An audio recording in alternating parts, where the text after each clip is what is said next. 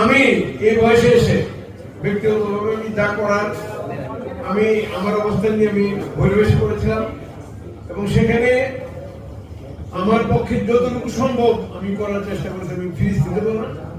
আর এই মুহূর্তে এবং এটাও ছিল বিচ্ছিন্নভাবে হয়তো হাজার হাজার লোকের উপকার হয়েছে, কিন্তু 18 কোটি মানুষের উপকারের জন্য আমার মনের মধ্যে সর্ব অবস্থাতেই আমার অন্তর বিচলিত ছিল এবং এটা আমার অন্তরের আকাঙ্ক্ষা যে আমার দিয়ে যদি আমি কি পারবো কি পারবো না, কিন্তু এরকম কোনো ক্ষেত্র ছিল না।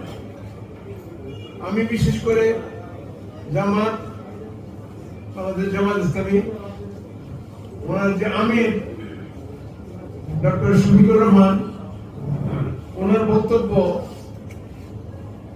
আমার মনে এমন ভাবে নাড়া দিয়েছে যে আমি মনে করছি যে ওনার নেতৃত্বে যদি একটা সরকার হয় তাইলে উনি নিজেও বলেন আপনাকে জামাতের জয় দেখতে চান নাকি 18 কোটি মানুষের জয় দেখতে চান।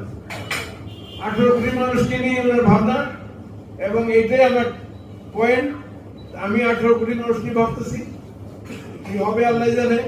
তবে এটা ঠিক, বিগত দিনের যত পরিবেশ পরিস্থিতি নেতৃত্ব সবকিছু ছাপিয়ে ওনার যে আকাঙ্ক্ষা, ওনার যে চারিত্রিক বৈশিষ্ট্য, ওনাদের যে সততা, ওনাদের যে আল্লাহর ভয়, আমি মোটামুটি ভাবে না শুধু আমি 100% নিশ্চিত জামাতের নেতৃত্বে এই 10